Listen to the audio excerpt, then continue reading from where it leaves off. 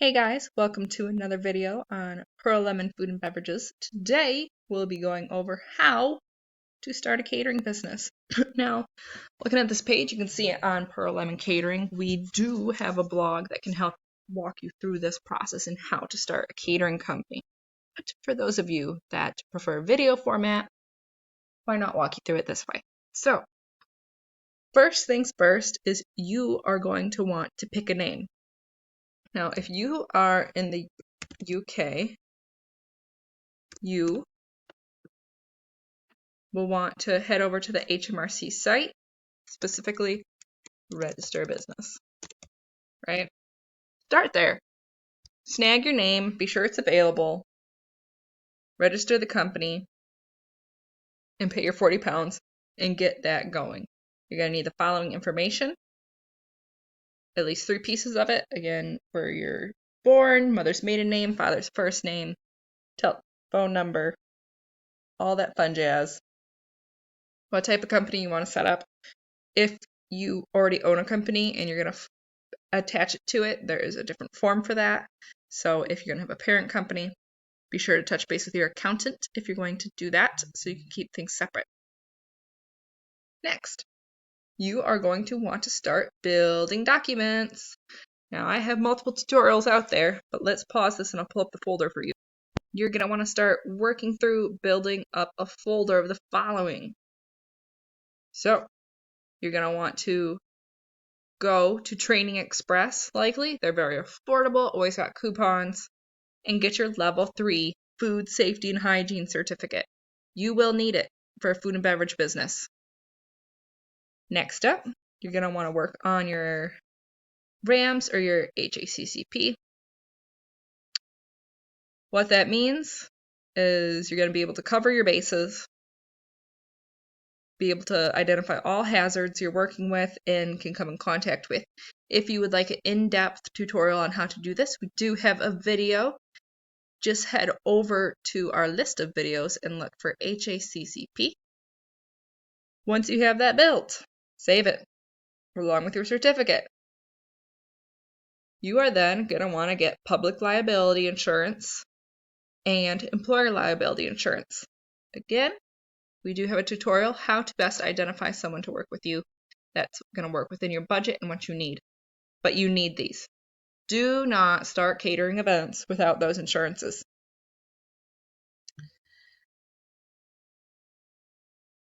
Many of these, I say many, insurance, you can talk to a specialist and have them register it to your home address until you have a location if you're still hunting for that. Now, you're going to want to get a food hygiene rating. A lot of potential clients are going to ask for it. You're going to want to get it. But to get this, they need to be able to inspect your location. So, you can operate out of your home as a business and use your kitchen.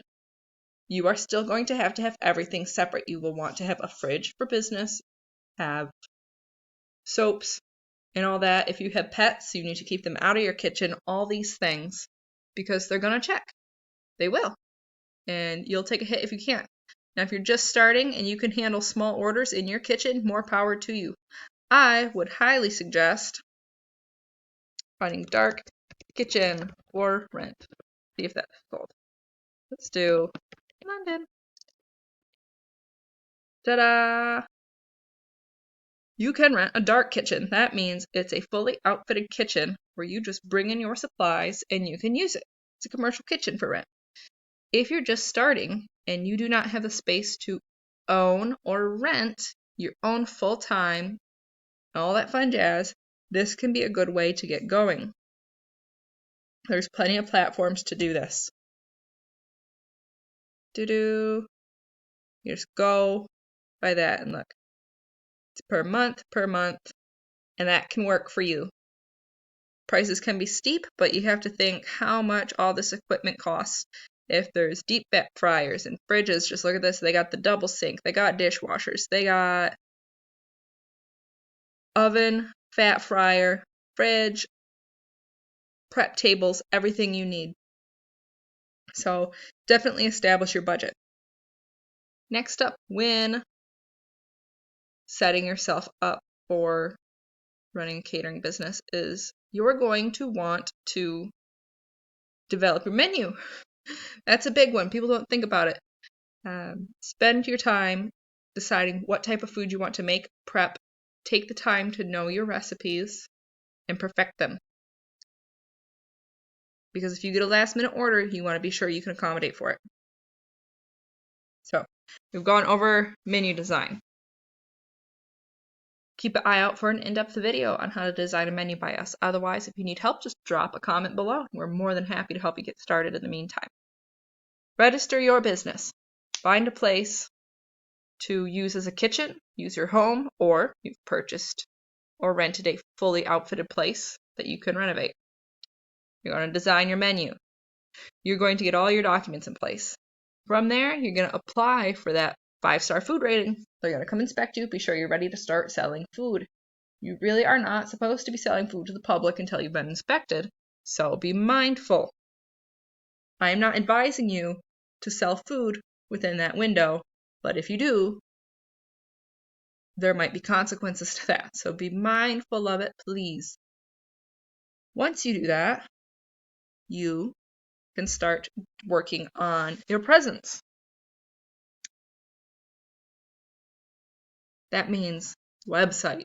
Have it built out. You can do, ours is complex. If you look at it, we got blogs, we got menus, we got all this stuff. This is why you want to design your menu. People want to see their menu.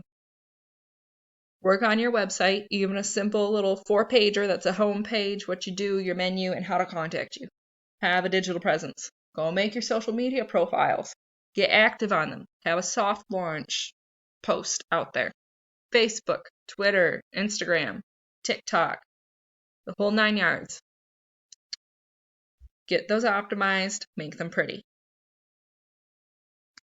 Register Google My Business. If you're renting a dark kitchen, you're going to want to list it as a service area, not to visit. Be mindful of that.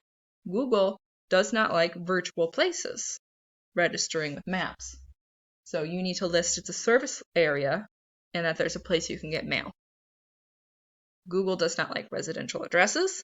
Google doesn't like office share spaces. So be mindful of that. Get it registered, get it set up, get it fully optimized. Again, if you need help with this, please leave a comment below. If not, we do have another training video on how to optimize and register your Google My Business profile. Now, once you get going from there, establish your team.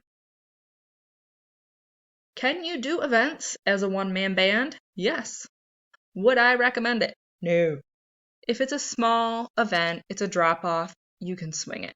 I guarantee it. But when you start getting to more events, bigger events, double bookings, you need a team. So start hiring. I'm going to show you this. You want the best places to hire.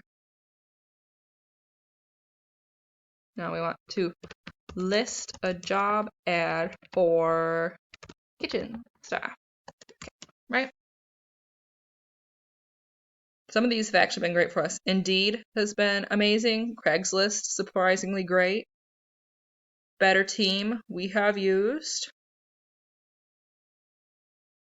We've used Gumtree. We've used Indeed. We've used Coffee Job Boards is another site. But you can list on Facebook, anything.